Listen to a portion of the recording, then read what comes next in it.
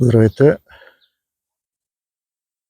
Днес сме 18 юли и аз съм пред моята свила Санта Роса, на която направих едно ревю преди 4 години и сега искам просто да ви покажа нейното развитие. Вече дървото е доста по-голямо,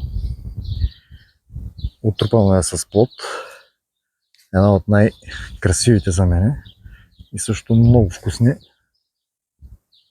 сливи, сочен, сладък плод, прекрасни са просто.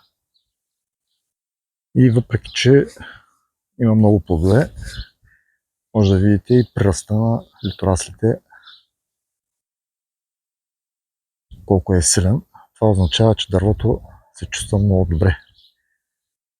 Въобще за всички овощни видове това е много добър признак, много добър индикатор, че дървото се развива добре, когато има много плодове и добър прираст.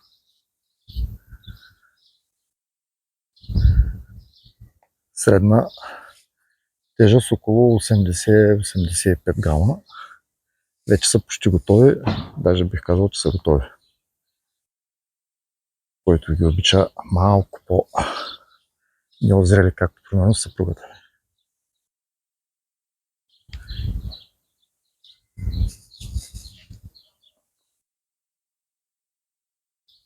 Прекрасно дърво.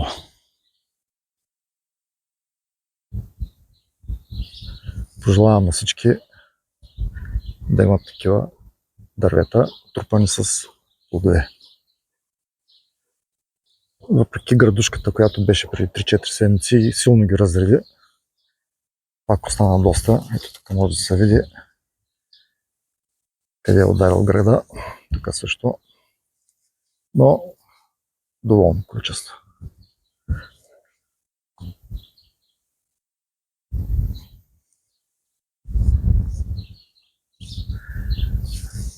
Това е от мене.